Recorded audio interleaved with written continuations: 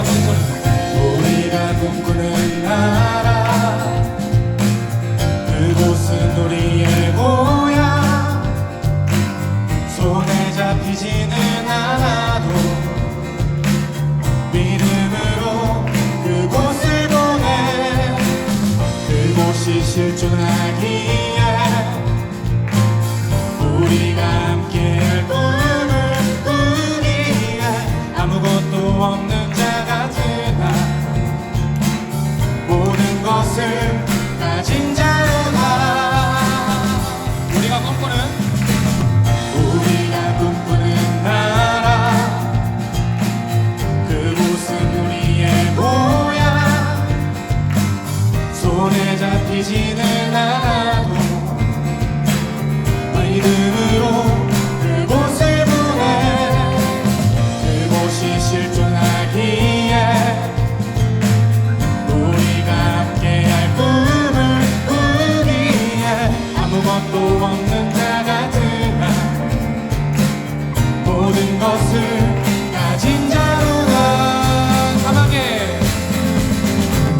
사막에 샘이 넘쳐 흐르고 사자와 어린 양이 뛰노는 그곳, 어린이 독사돌에 손 넣어 두게는 그곳은 하나님의 나라다. 사막에 샘이 넘쳐 흐르고 사자와 어린 양이 뛰노는 그곳, 어린이 독사돌에 손 넣어 두게는 그곳은 하나님의 나라다. 우리가 꿈꾸는 나라,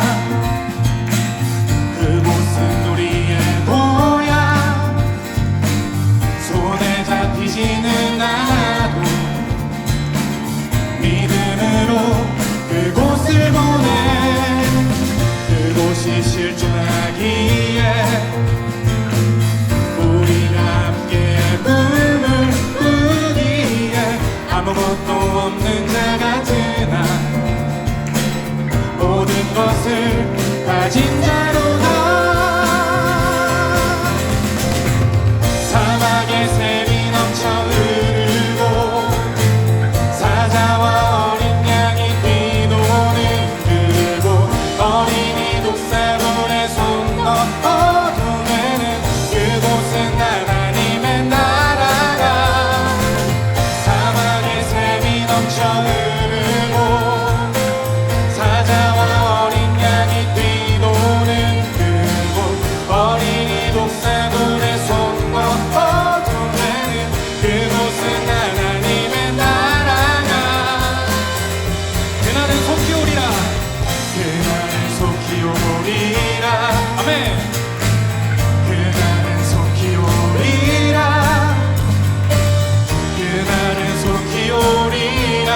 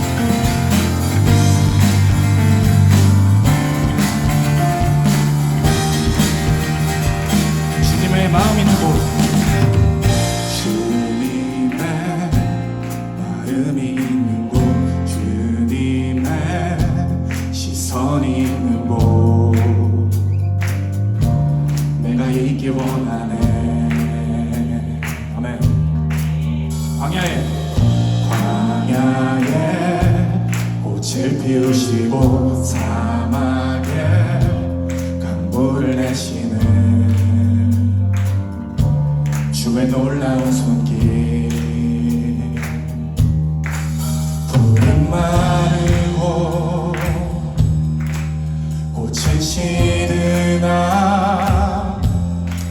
주의 말씀은 영원하네.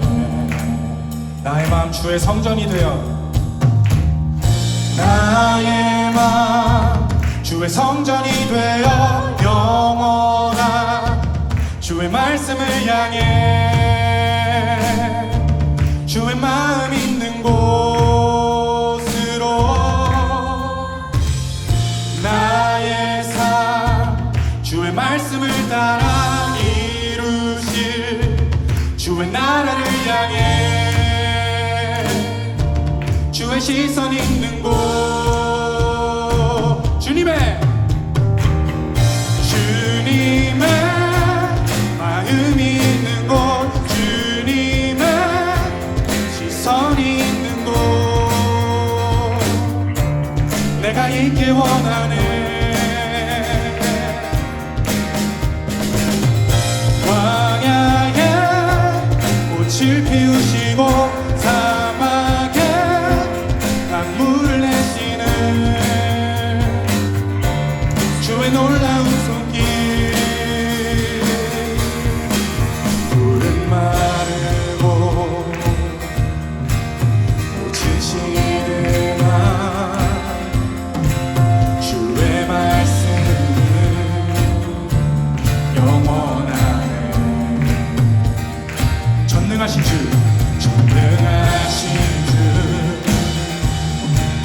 거룩하신 왕 주님의 말씀 이루시네.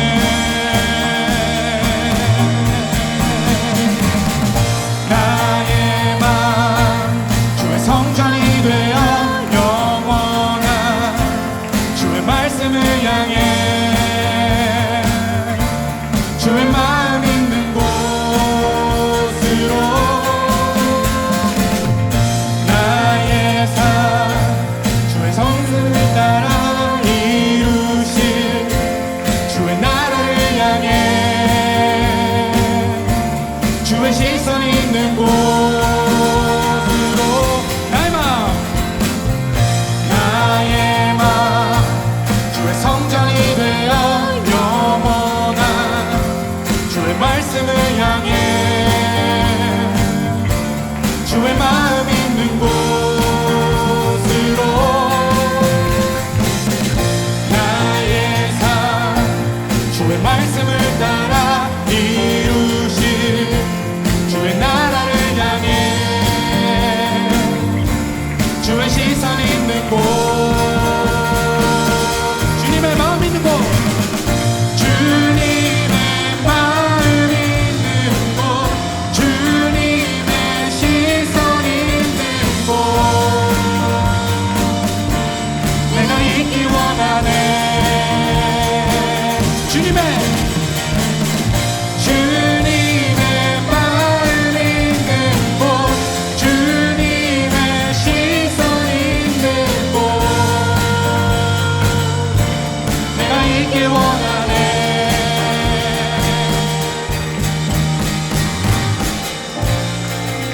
주님께 영광의 박수 올리겠습니다.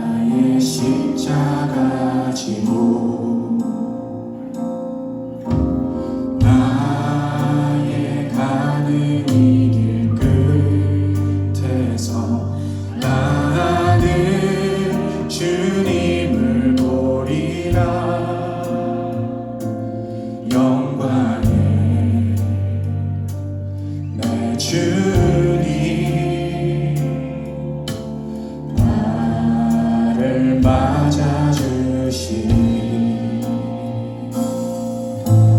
주님 다시 오실 때까지 나는 일어나 달려가리라. 주의 영광 온 땅 덮을 때 나는 일어나 노래하리. 내 사모하는 주님 온 세상 구주시라. 내 사모하는 주님 영광의 왕이시라. 주님 다시 오실 때까지 나는 이 길을 가리라.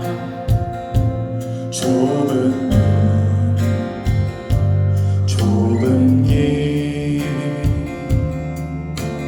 나의 십자가 지고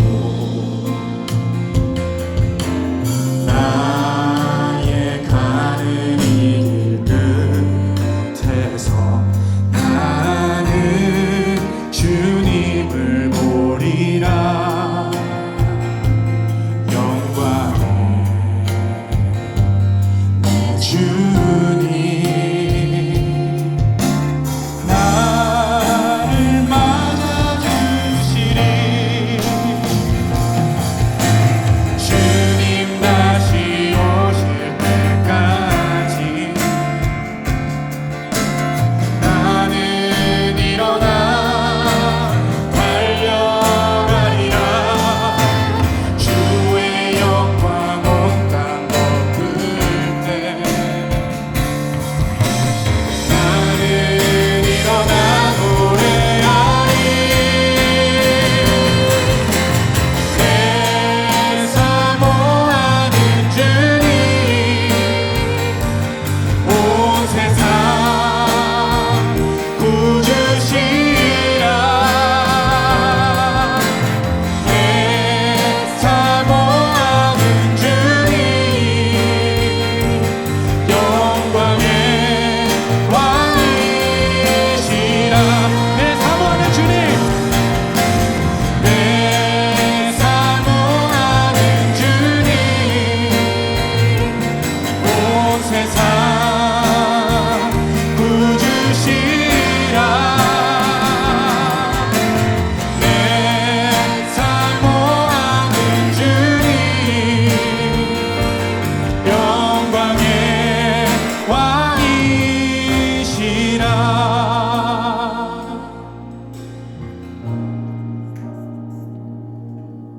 내가 소망하는 아버지 나라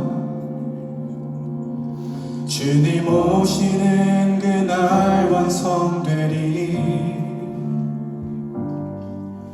우린 고대 안에 주님 오시는 그날을 마라나타. 비록 부족함과 슬픔 많아도 주를 알아갈 때 참 만족 있네. 우린 기대하는 주님 오시는 그날을 마라나타. 주 다시 오시는 그날에 우리 보게 되리. 모든 나라와 모든 열방이 주께 경배하는 그날을 주님의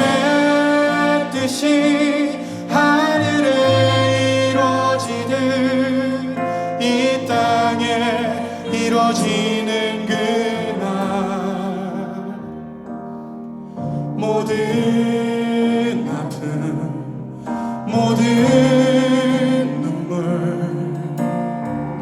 모두 씻겨지니 부활의 영광 이 땅에 이뤄질 때 새 노래로 찬양하리라. 주를 향한 주를 위한 승리의 노래를 선포하리. 내가 소망하는 아버지 나라 주님 오시는 그날 완성되리. 우린 고대하네 주님 오시는 그날을.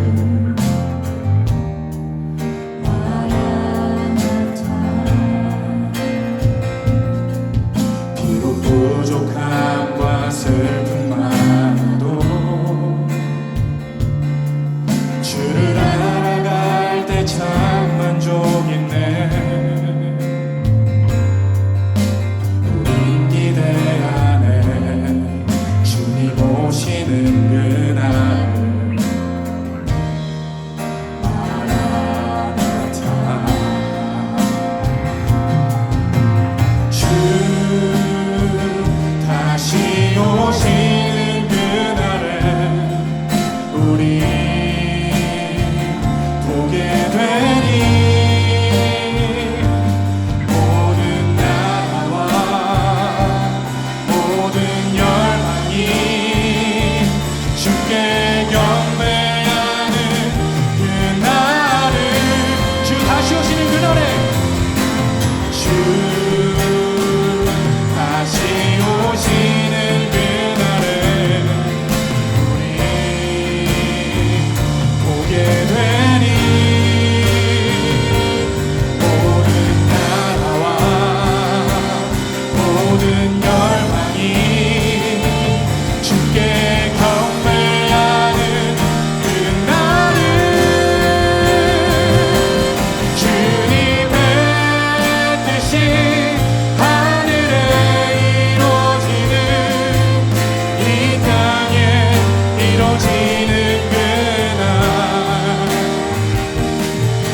모든 아픔 모든 눈물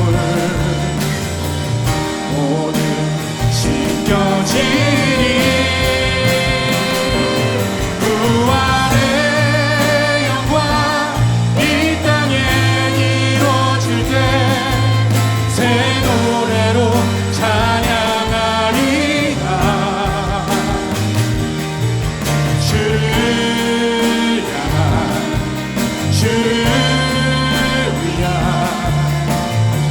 승리의 노래를.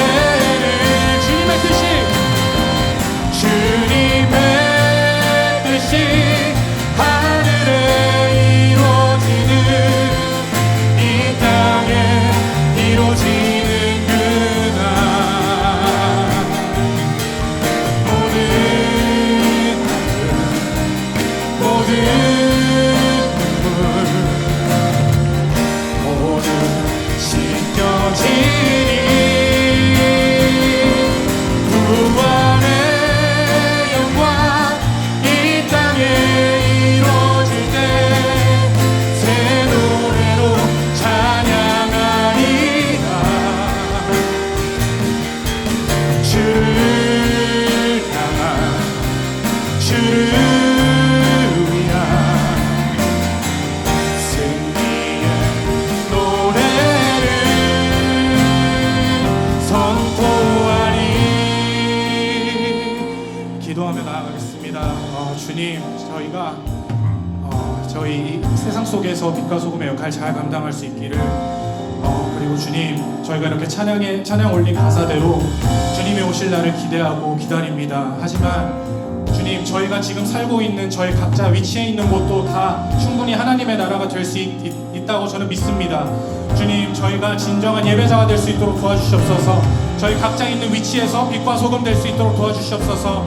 예수님을 닮아가며 예수님대로 저희가 주변 사람들한테 더 사랑하며 사랑을 베풀며 나아갈 수 있기를 도와주시옵소서.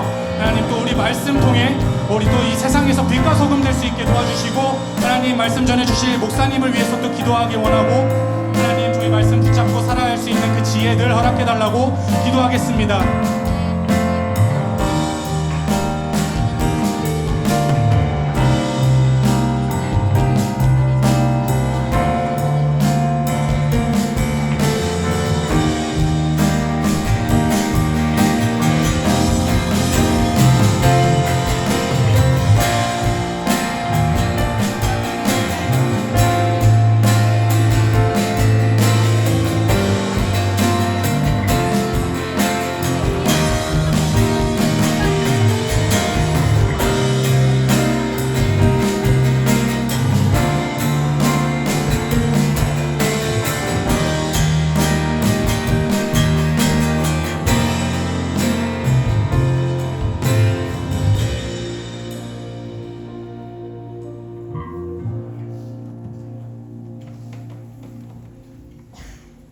만물의 주인이시며 우리의 삶을 인도하시는 하느님 아버지, 오늘도 저희를 이 자리에 불러주셔서 예배를 드릴 수 있음에 감사드립니다. 아침에 눈을 뜨면 일용할 양식이 있고 저희에게 맡겨진 일을 감당해낼 수 있는 능력에 감사하고, 이 모든 것이 하나님의 은혜라는 것을 기억하려는 한 주를 보내려고 하였으나 항상 그러지 못하는 저희의 모습을 보고 다시 회개합니다. 항상 나 자신을 제일 먼저 생각하고 불만 불평을 털어놓으며 주님을 제일 우선시 못하는 저희의 연약함을 고백합니다. 주님, 하늘샘 교회를 위해 기도합니다. 이 시간에도 예배를 위해 봉사하는 손길을 기억하여 주시고, 매번 드려지는 주일 예배가 하늘의 평안과 위로를 경험하게 하는 시간이 되게 하여 주세요. 또한 주님의 음성을 듣지 못하고 방황하는 자들에게 공동체를 통해 주님에게 다시 나갈 수 있는 힘을 주시고, 그 공동체를 통해 모든 성도님이 예수님의 사랑을 경험하기를 원합니다. 오늘도 말씀을 전하시는 신태승 목사님께 지혜와 능력을 주셔서 선포되는 말씀을 통해 우리 영이 솟고 되기를 원합니다. 이 모든 말씀 예수님의 이름으로 기도드립니다. 아멘.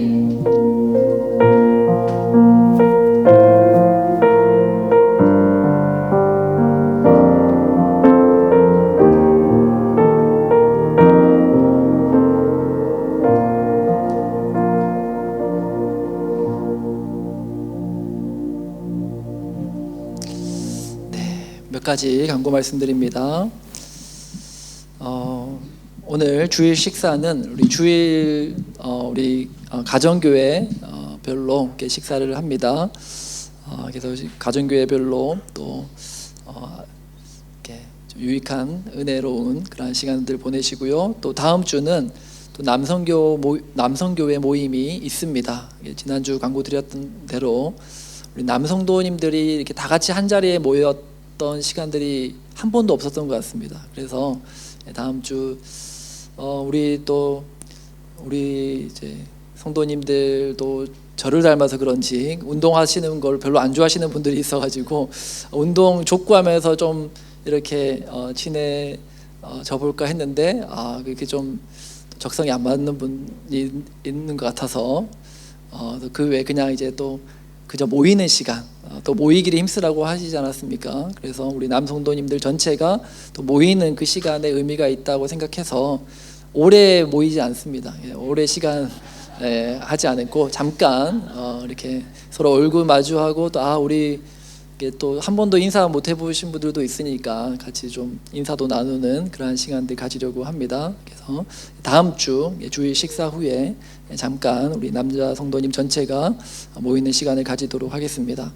또 수요 예배 또 새벽 기도회로 모이고 있고요. 또 이번 주 수요 예배는 자녀와 함께 드리는 수요 예배입니다. 그래서 자녀들과 함께 또 찬양하고 또 우리 아이들을 향한 또 말씀을 짧게 또 나누고 이렇게 하는 축복 기도하는 시간을 가지는데 우리 아이들이 얼마나 또 이 말씀에 잘 집중해서 듣는지 모릅니다. 그래서 참 저도 기다려지는 시간인데 우리 부모님들은 또 자녀들과 함께 또 나와서 또 말씀 듣고 또 함께 축복하는 그런 시간 가지기 원합니다. 또 유초등부 수련회가 7월 13일부터 14일 1박 2일간 그렇게 진행됩니다. 많은 기도와 후원 바랍니다. 우리 유초등부 성경학교가 제가 부임하고 이제 처음 진행하는 성경학교입니다. 이제 언니, 오빠, 형, 누나 가는 뭐 중고등부, 청년부 수련회 막 꼽사리로 따라가다가 이번에 처음으로 이 유초등부 성경학교를 진행하게 되었는데 그 때문에 이제 더 많은 기도와 또 관심과 또 사랑과 후원이 필요합니다. 그러니까 우리 생각나실 때마다 우리 유초등부 수련회, 우리 유초등부 성경학교 잘 준비되고 또 재밌고 또 유익하고 특별히 은혜 받는 하나님의 은혜가 넘치는 그러한 성경학교가 될 수 있도록 위에서 기도해 주시기 바랍니다. 감사합니다. 이 시간 오늘 우리 하늘샘 교회 예배 처음 방문한 가정이 있습니다. 우리 민정은 자매님, 김재권 형제님, 저 뒤에 있는데 잘 오셨습니다. 환영합니다. 감사합니다. 네. 오클랜드 오신 지 딱 일주일 됐다고 합니다. 여러분 일주일 되면 아무것도 모르고 막막하잖아요. 그때 누군가가 이렇게 와서 이렇게 또 이렇게 물어봐주고 또 관심 가져주고 하면은 얼마나 그게 힘이 되고 또 좋은지 모릅니다. 여러분 또 예배 끝나고 또 같이 인사도 나누시고 또 같이 또 통성명도 하시고 또 아이들 학교는 어디인지 어디 사는지 이렇게 또 정보 교류도 하시고 교제 시간 가질 수 있기 바랍니다. 우리 서로 바라보시면서 서로 축복하고 또 사랑을 나누면서 하겠습니다. 하나님의 은혜와 하나님의 사랑이 가득하기를 축복합니다. 하나님의 사랑이 당신의 삶 가운데 가득하기를 축복합니다. 하나님의 은혜가 우리 가운데 가득하길 기도합니다. 하나님의 사랑이 우리 민정 자매님, 형제님 당신의 삶 가운데 가득하기를 축복합니다. 하나님의 은혜가 우리 가운데 가득하길 기도합니다. 하나님께 영광의 박수 올려드리겠습니다. 네. 이 시간에는 하나님 앞에 준비한 헌금 드리도록 하겠습니다.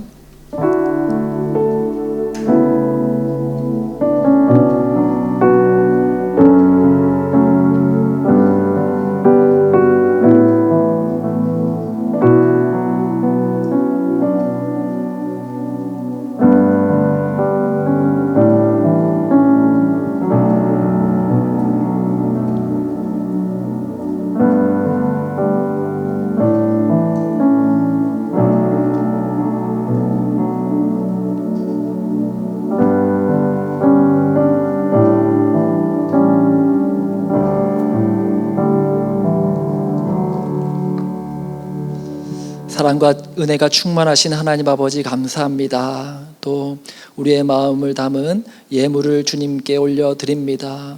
감사의 제목을 담아 드리고 또 주정헌금으로 드리고 또 10의 1조를 구별하여 주님께 올려드립니다. 주님께서 또 드린 손길 기억하여 주시고 저들의 삶 가운데 30배, 60배, 100배로 갚아주시는 하나님의 크신 능력과 기적을 경험케 하여 주시옵소서. 하나님, 또 새로운 땅에 와서 모든 것이 막막하고 또 어디로 갈지 무엇을 해야 될지 몰라서 또 힘든 또 우리 새 가족을 주님께서 붙들어 주시고 이 가정이 또 이곳 이 땅에서 하나님이 예비하신 풍성한 은혜를 누리며 그렇게 또 하나님의 크신 은혜 가운데 살아가는 가정 되게 하여 주시옵소서. 하나님, 영육간의 강건함을 허락하여 주시옵고 경제적으로 물질적으로 궁핍하지 않도록 하나님 복의 복을 더하여 주시옵소서. 한국에 나가 있는 주의 가족들 어디에 있든지 눈동자와 같이 지켜주시고 또 베풀어 주신 모든 은혜와 사랑에 항상 감사하며 또한 기쁨 가운데 살아가는 우리 모두가 되게 하여 주시옵소서. 감사함을 드리며 살아계신 우리 주 예수 그리스도 이름으로 기도합니다. 아멘. 이제 우리 하나님 말씀 보겠습니다. 출애굽기 6장 1절부터 25절 말씀입니다.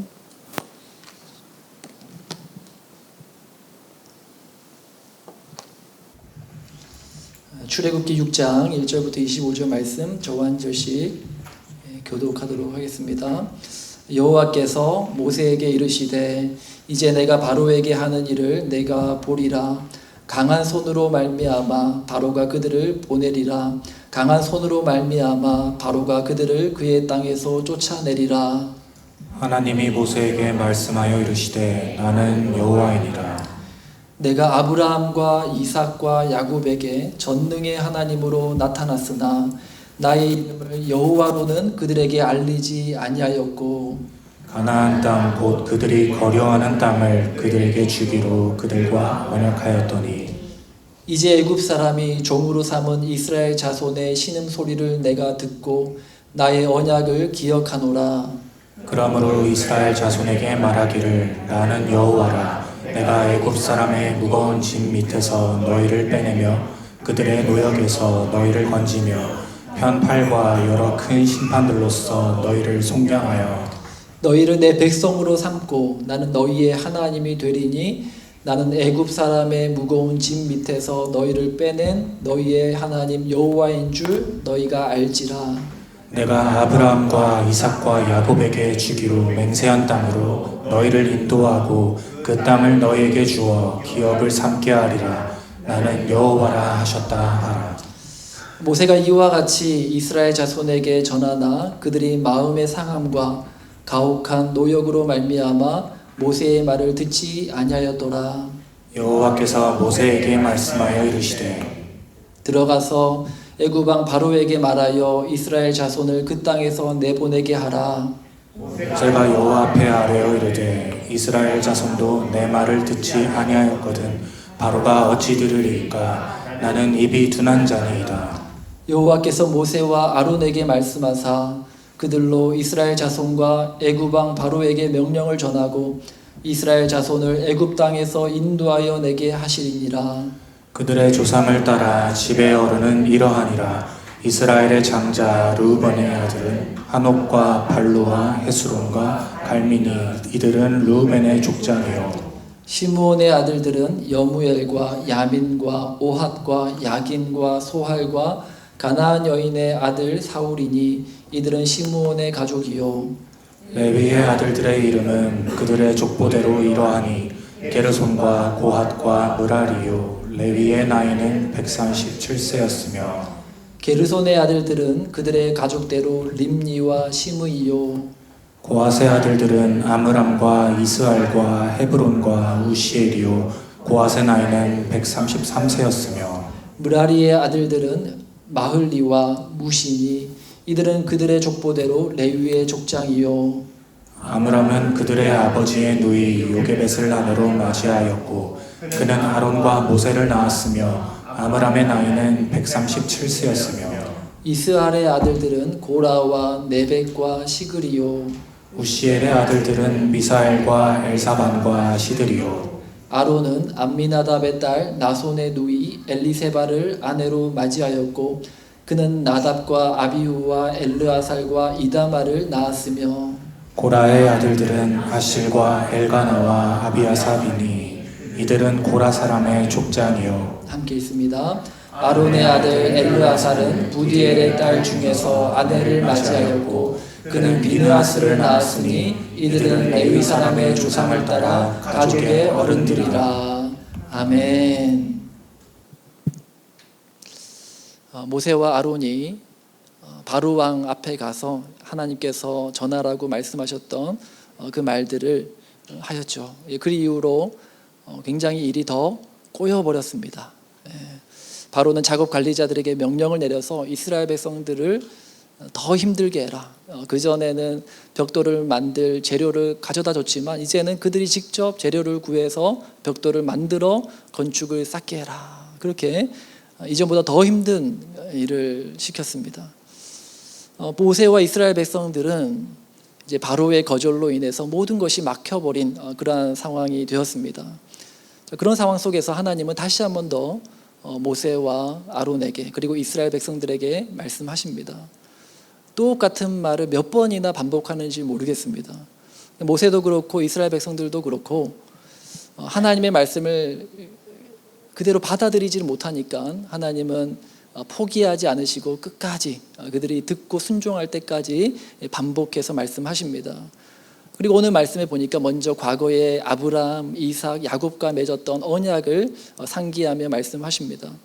3절 말씀에 이렇게 말씀하죠. 3절 말씀 우리 함께 다 같이 읽겠습니다. 시작.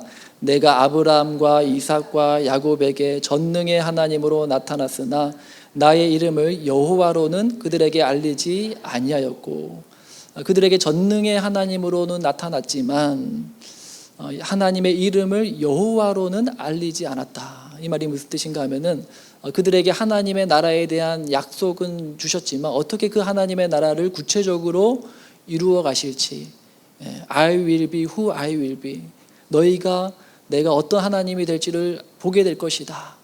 나는 스스로 있는 자다 라는 그 이름의 뜻을 가진 여호와로는 그들에게 가르쳐 주시 않았다라는 것입니다.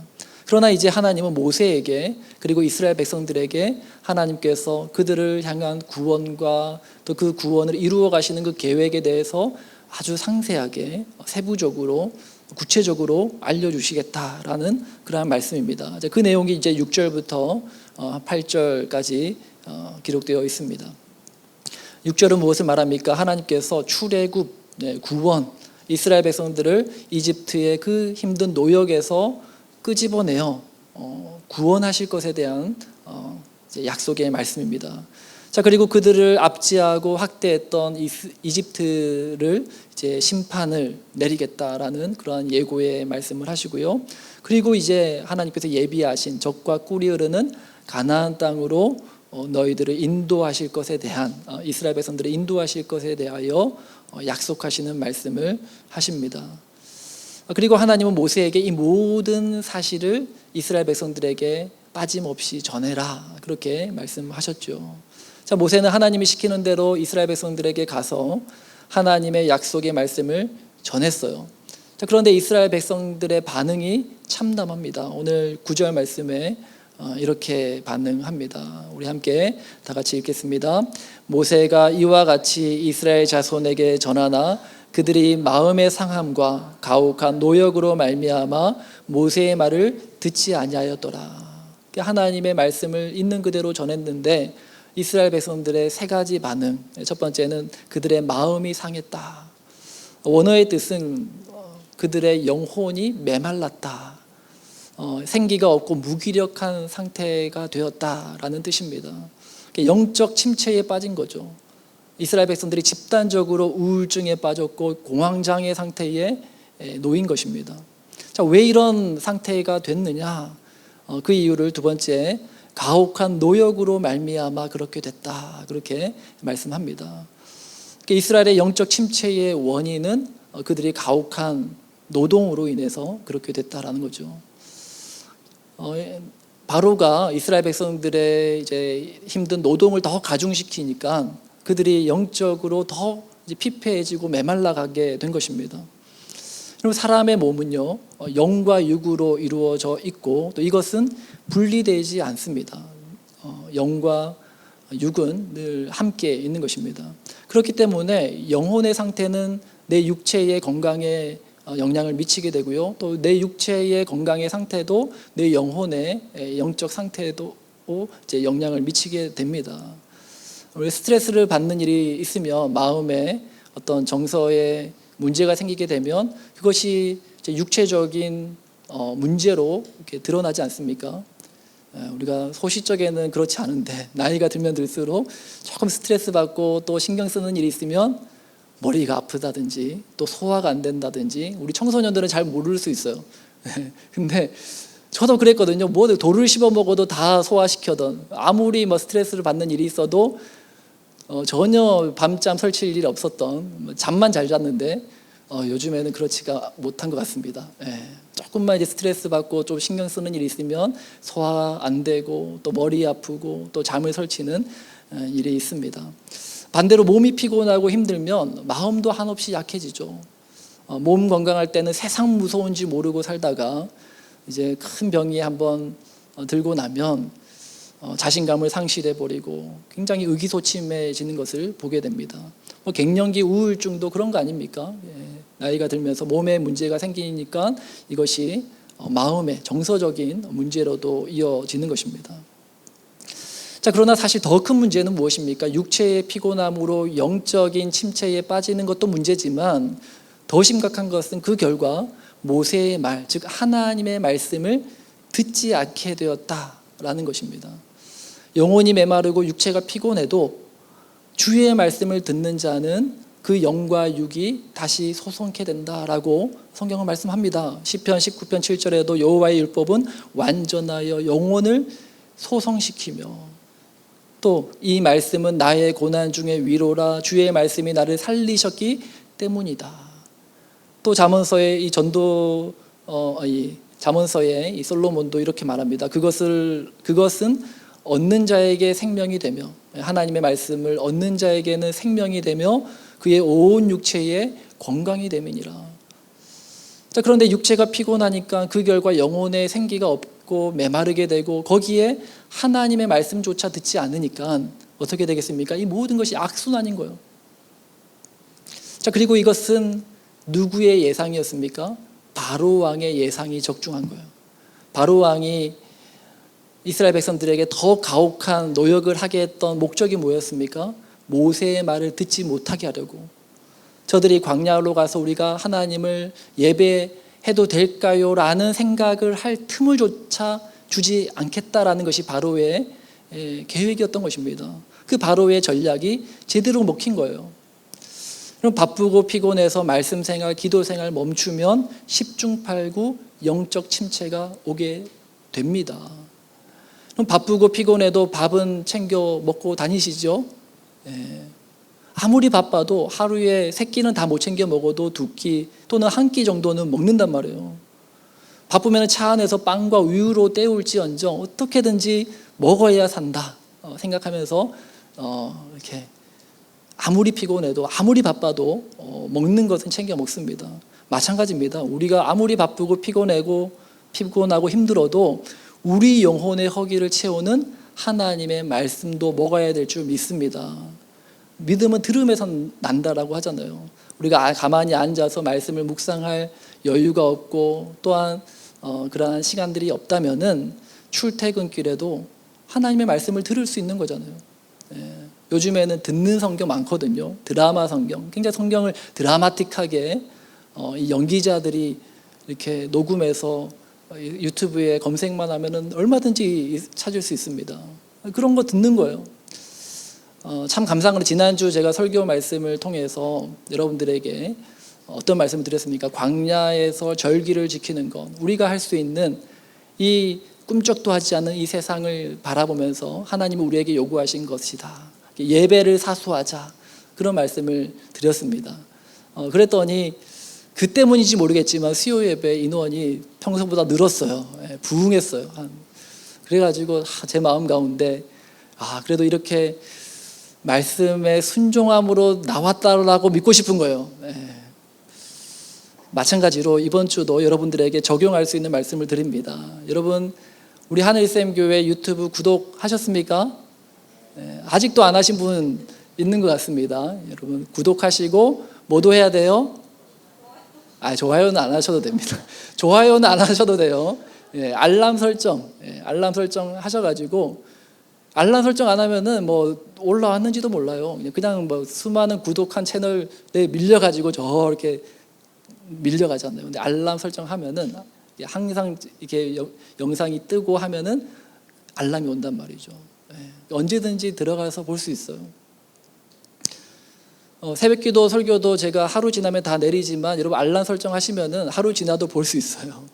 알람 설정을 하고 안 하고가 차이가 큽니다. 여러분 오늘 당장 이 말씀 듣고 적용할 수 있는 첫 번째, 그리고 아까도 얘기했지만 드라마 성경 듣고, 또 여러분 가능하면은 매일 성경으로 큐티하는 거. 그리고 사람이 밥으로만 사는 것이 아니라 하나님의 말씀으로 산다라는 것을, 이 기본적인 영적인 진리를 깨달으시는 우리 모두가 될 수 있기를 주님의 이름으로 축복합니다. 아멘. 자, 모세는 하나님이 주신 약속을 듣고 그리고 그에 대한 이스라엘 백성들의 불신앙적 반응을 보면서 어떤 마음이 들었느냐, 이 현실과 또 하나님의 약속 사이에 큰 괴리감을 보게 되었어요. 하나님의 약속은 너무나도 선명하고 구체적이고 뚜렷한데, 그러나 그 약속에 대한 이스라엘의 반응은 너무나도 처참한 것이죠. 그러면서 모세가 뭐라고 말합니까? 12절 말씀에 이렇게 말합니다. 함께 우리 12절 말씀을 읽겠습니다. 모세가 여호와 앞에 아뢰어 이르되 이스라엘 자손도 내 말을 듣지 아니하였거든 바로가 어찌 들으리이까? 나는 입이 둔한 자니이다. 이스라엘 백성들도 제 말을 안 듣는데 저 바로 왕이 어떻게 제 말을 듣겠습니까? 그러면 질문이 아니라 모세의 탄식이고 또 절망이 담긴 말이었죠. 저는 이 모세의 말이 참 이해가 돼요. 제 자식도 제 말을 안 듣는데 성도들이라고 어떻게 제 말을 듣겠습니까? 우리 교회 성도님도 제 말 안 듣는데 어떻게 저 불신자들이 제 말을 듣겠습니까? 여러분, 모세에게 말씀하신 하나님의 약속은 복음이었어요. 이스라엘에 대한 구원과 또한 이집트에 대한 심판에 대한 약속의 말씀, 복음이었죠. 그러나 이스라엘 앞에 놓여있는 현실은 무엇입니까? 눈앞에는 쌓여있는 벽돌이 있는 거예요. 그리고 애굽과 바로 왕의 군대가 무섭게 이스라엘을 몰아붙이고 있습니다. 하나님의 약속은 무엇입니까? 악인을 심판하고 의인을 구원하신다라는 이 복음인데, 그러나 현실은 악인은 형통하고 의인이 오히려 고난당하는 그러한 현실을 이스라엘이 마주하고 있는 것입니다. 이 모세의 탄식이며 이스라엘 백성들이 느끼는 절망감도 그런 것입니다. 애굽은 당대 최강국 아닙니까? 경제력이나 군사력, 과학기술, 건축기술, 농업 생산력, 모든 면에서 압도적인 나라였어요.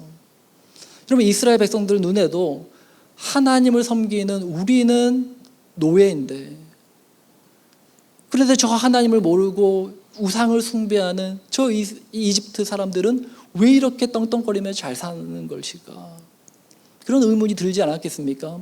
오늘날도 마찬가지입니다. 하나님 믿는 나는 이런데, 이렇게 힘들게 사는데 왜 하나님 믿지 않는 저 친구는, 자기 마음대로 사는 저 사람은 저렇게 사업도 잘 되고 집도 크고 건강하고 유명하고 영향력도 있고, 이런 생각이 드는 것입니다. SNS, 인스타 보면서 그런 생각 들지 않습니까? 너무 비교가 되는 거예요. 내 모양은 이 모양 이 꼴인데 왜 이 사람은 하나님도 모르면서 자기 마음대로 살면서 이렇게 편안하게 잘 사는 걸까? 그러나 하나님은 이제 우리가 보고 있는 이 현실 세계, 우리는 분명 이 현실 세계에서 악인이 형통하고 의인이 핍박받는 그러한 현실을 보고 있는데, 이 현실 이면에 진실을 우리에게 보여주십니다. 이스라엘 백성들에게 그걸 보여주시는 거예요. 저 악인이 형통한 것처럼 보여? 저 애굽 백성들이 지금 너무나도 잘 나가니까 부러워 보여? 정말 저들의 인생이 형통한 걸까? 그걸 보여주시겠다라는 것입니다. 여러분, 하나님을 믿지 않는 애굽 사람들은 그들이 숭배하는 애굽의 신들이 있었습니다. 그 대표적인 것이 바로 나일강이었습니다. 애굽 사람들은 나일강을 신으로 숭배했습니다.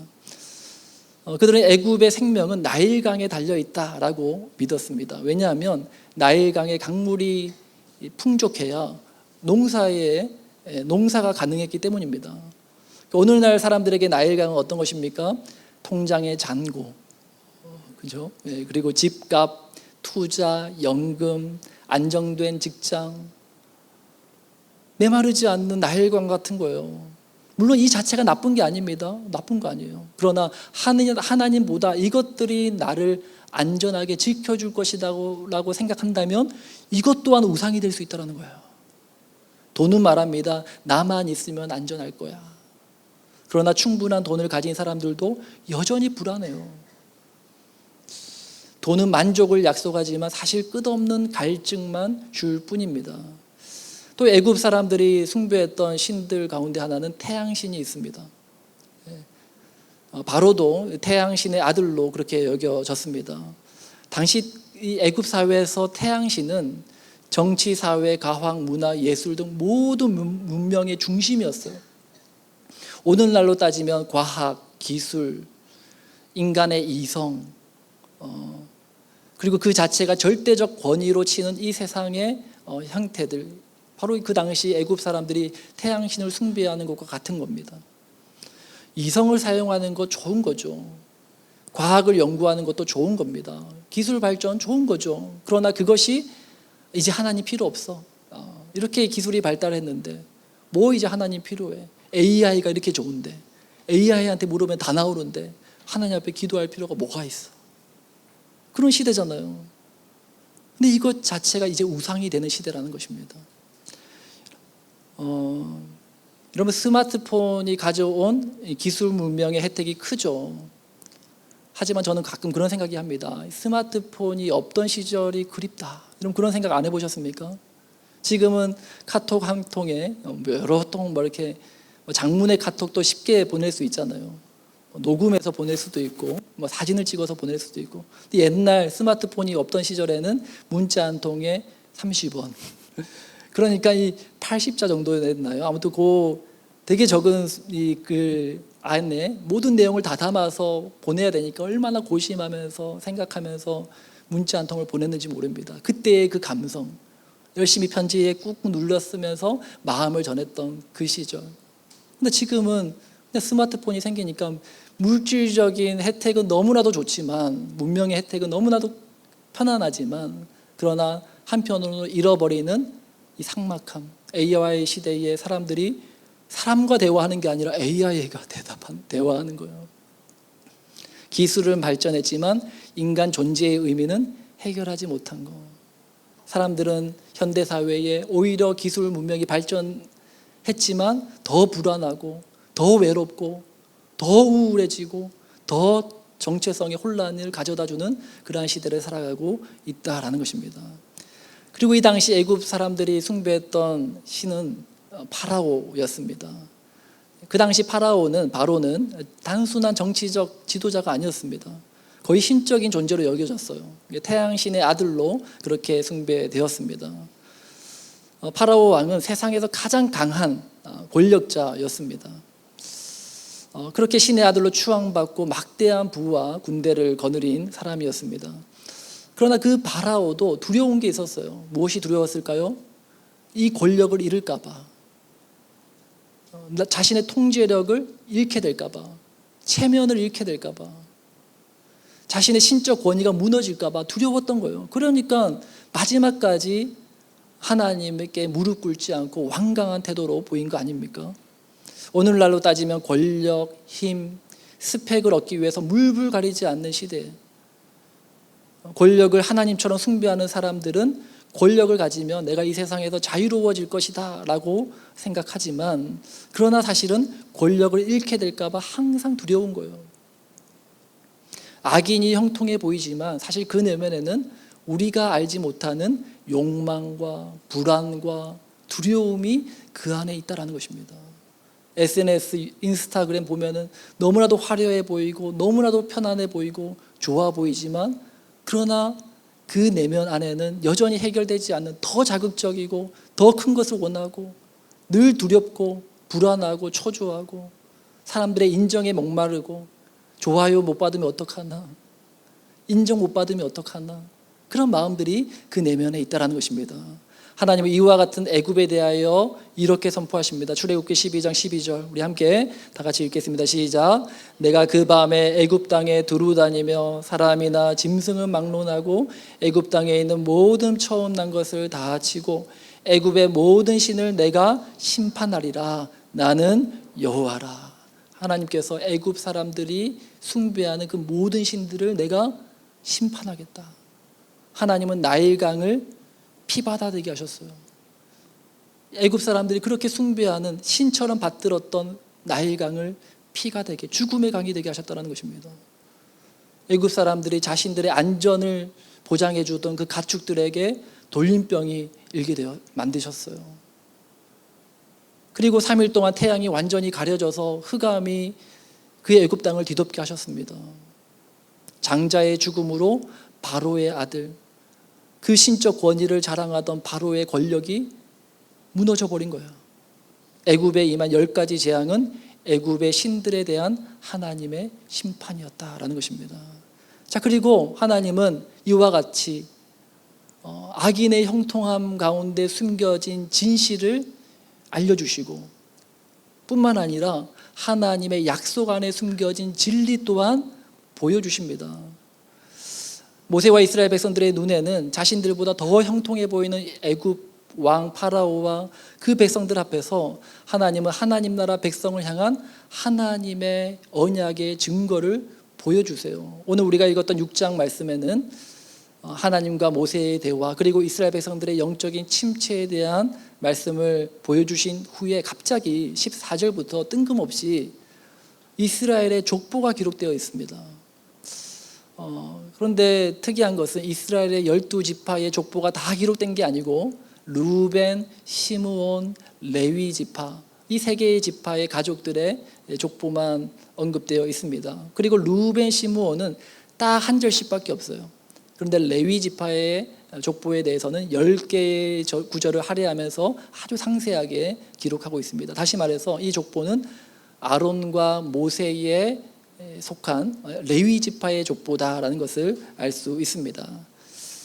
자, 그런데 우리가 성경에 족보가 여러 등장하잖아요. 그죠? 창세기 말씀에도 족보 많이 등장하고, 또 출애굽기에도 나왔고, 또 레위기 말씀 엄청납니다. 여러분 보시면 역대기, 역대상하 항상 읽다 보면은 족보가 나오면은 시험에 빠지지 않습니까?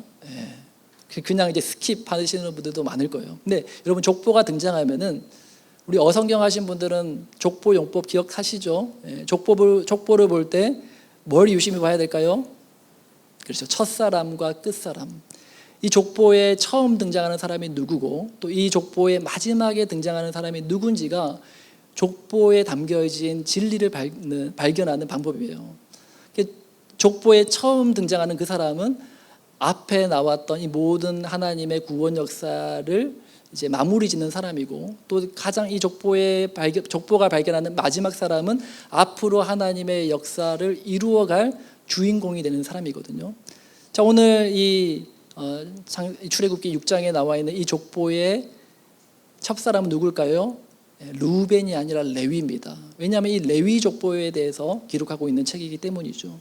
자, 그렇다면은 이 레위 족보의 마지막에 기록되어 있는 이 사람, 이제 하나님의 역사를 이루어갈 주인공이 될 사람을 찾고 있는데, 그 사람이 누구인지 한번 보겠습니다. 우리 25절 말씀 우리 함께 다 같이 읽겠습니다. 시작.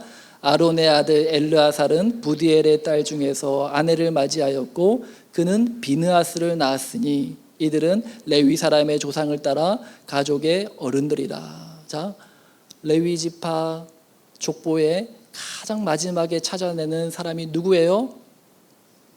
비느하스라는 사람입니다. 아론의 넷째 아들 엘르아살이 낳은 아들이에요. 자, 그런데 퀴즈를 드리겠습니다. 여러분, 이 비느하스가 지금 출애굽기 6장이 기록되고 있는 이 시점, 그러니까 지금 모세가 바로에게 가서 거절당하고 하나님이 계속해서 모세에게 또 이스라엘 백성들에게 말해라, 증거해라, 내가 이런 일들을 행할 것이다, 내가 너희를 구원할 것이다, 이집트를 침판할 것이다, 이런 말씀을 하고 있는 이 와중에 이 상황에서 비느하스는 존재할까요? 존재하지 않을까요? 제가 이렇게 질문하는 이유는 당연히 존재하지 않기 때문입니다. 비느하스는요, 출애굽 2세대 인물이에요.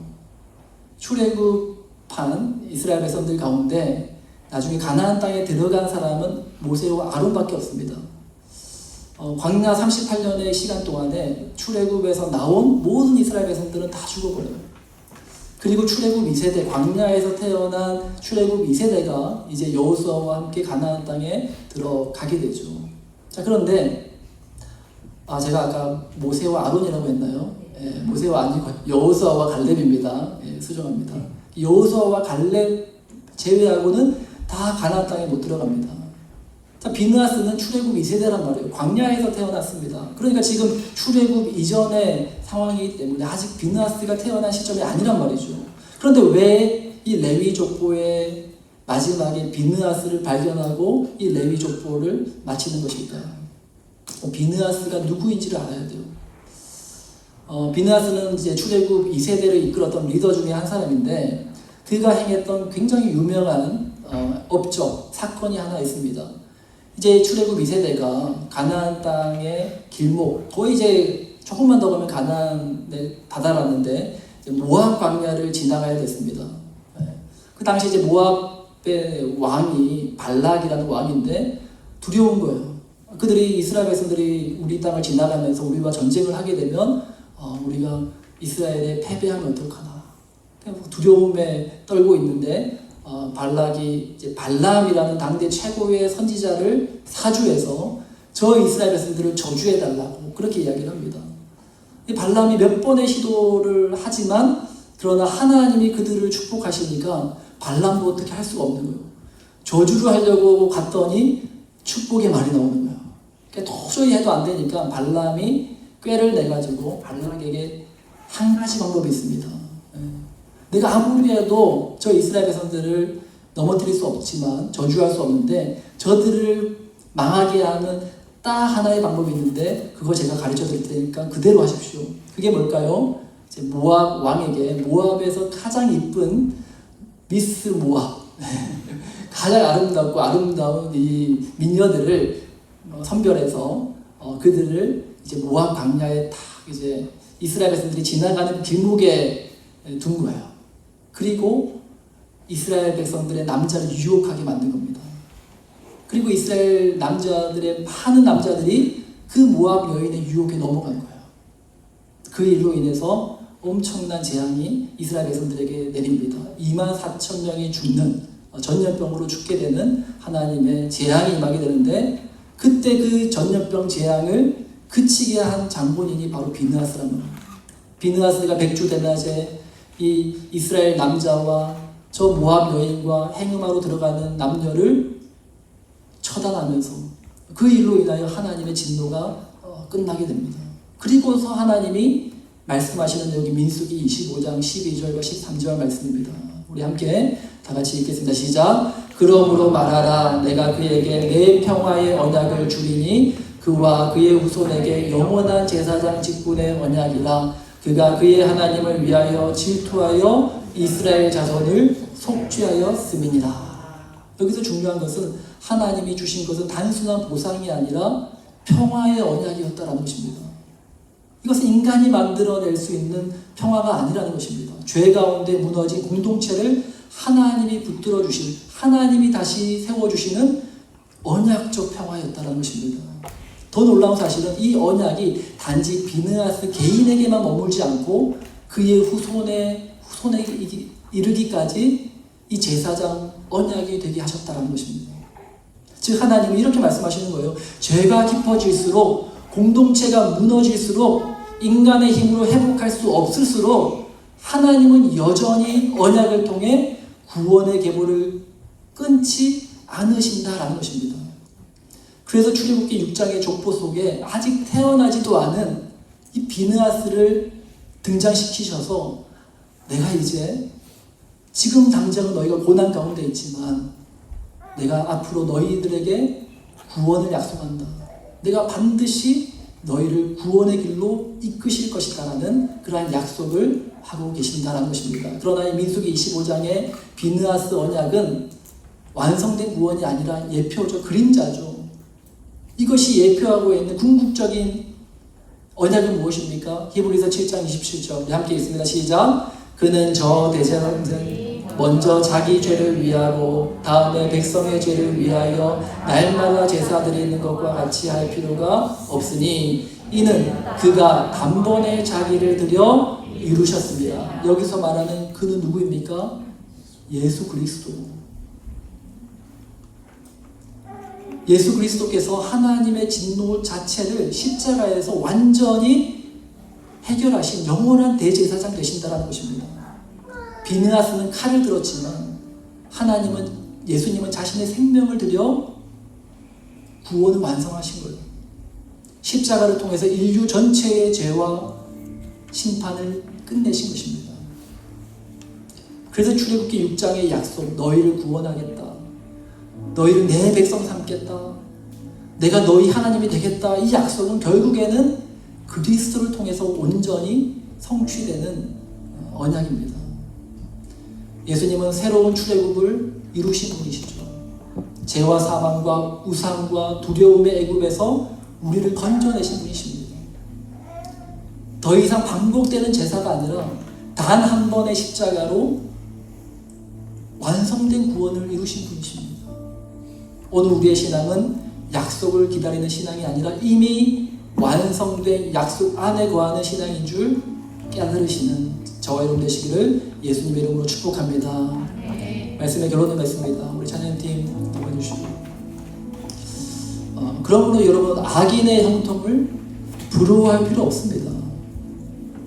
우리는 이미 그리스도 안에서 참된 복을 누리는 형통한 자들입니다. 우리는 종종 현실을 보며 혼란을 느낍니다. 왜 하나님 없는 사람이 더 잘 되는 거지? 왜 믿음으로 사는 나는 오히려 더 힘들고 안 되고 일이 막히고 실패하는 거지? 그때 우리 마음은 흔들리는 거예요.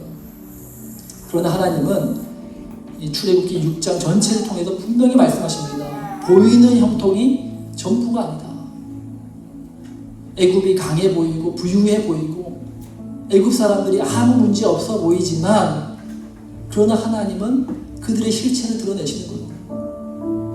반대로 이스라엘은 어떻습니까? 노예였어요. 고통 속에 울고 있습니다. 하나님의 말씀이 들리지 않을 만큼 지쳐 있었어요. 그러나 하나님은 그들에게 이렇게 선언하십니다. 내가 너희를 내 백성 삼겠다. 나는 너희 하나님이 될 거야. 이것이 진짜 현실이라는 거예요. 그리고 이 약속은 그리스도 안에서 완전히 이미 벌써 성취된 줄 믿습니다. 세상은 이렇게 말해요. 더 많이 가져라. 더 높이 올라야 돼. 더 크게 성공해야 돼. 그래야 좀 더 잘 나가는 노예가 될 수 있어. 그래야 안전할 수 있어. 그러나 복음은 이렇게 말합니다. 이미 우리는 하나님의 자녀야. 이미 우리는 용서받은 자야. 이미 우리는 하나님의 백성이야. 더 많이 가지고 더 높이 올라야 하고 더 크게 성공해야 이룰 수 있는 형통이 아니라 이미 그리스도 안에서 값없이 얻은 은혜, 그것이 하나님의 구원이라는 것을 믿고 오늘도 그 그리스도 안에서 참된 형통한 자의 인생을 살아가시는 그런 우리 모든 하나님의 생교회 되시기를 예수 그리스도 이름으로 축복합니다. 아멘. 이 시간 함께 말씀을 생각하면서 찬양하고 기도하기 원합니다. 긴 어둠 속에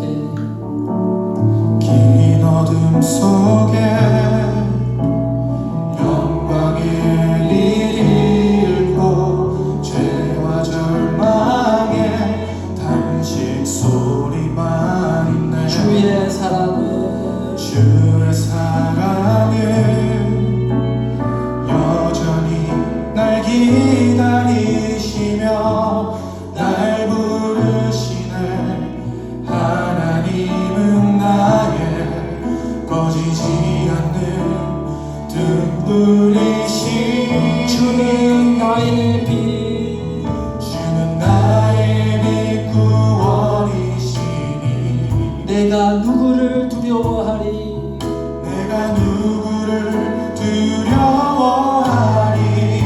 주가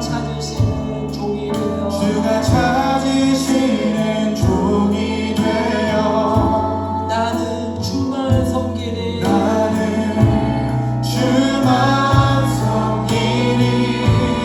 주는 나의 힘 소망 되시니 작은 자의 어둠 밝히시리. 작은 자의 어둠 밝히시니 소망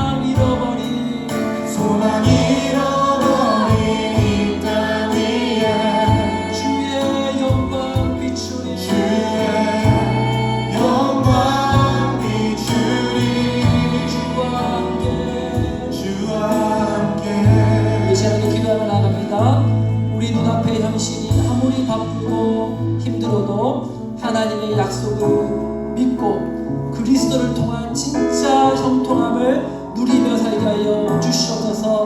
악인의 형통함을 두려워하지 않고 하나님, 우리가 지금 현실은 힘들고 어렵다 할지라도 그리스도 안에서 이미 우리에게 값없이 주어진 하나님의 은혜와 하나님의 형통케 하시는 그 복을, 하나님의 자녀됨의 그 은혜를 누리며 살게 하여 주시옵소서. 우리 함께 합심으로 기도하며 나가겠습니다. 오 주님, 하나님께로는 우리가 이 땅을 살아가면서 주님 앞에 합심으로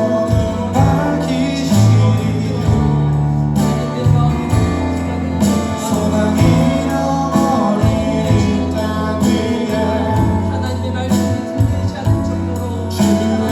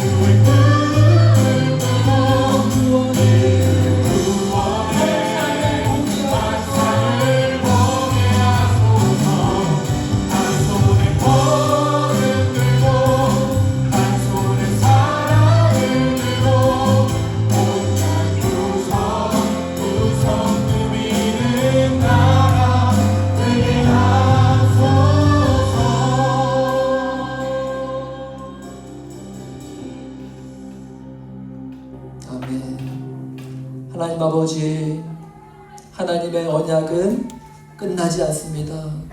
그리스도를 통하여 이미 우리에게 이루어 주신 하나님의 구원 언약, 그 구원 언약이 나에게 이미 이루어졌고 뿐만 아니라 나를 통하여 내 자녀들에게 또한 내 주변 이웃들에게 내가 속한 모든 공동체 가운데 이 하나님의 구원 언약이 나를 통하여 전파되고 또한 확장되어질 줄 믿습니다.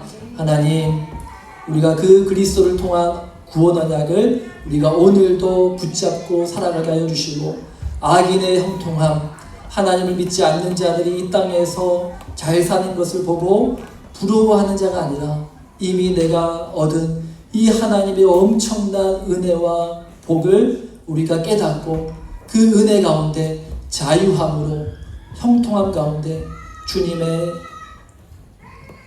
자녀됨으로 그 권세를 누리며 살아가는 우리 모두가 되게 하여 주시옵소서.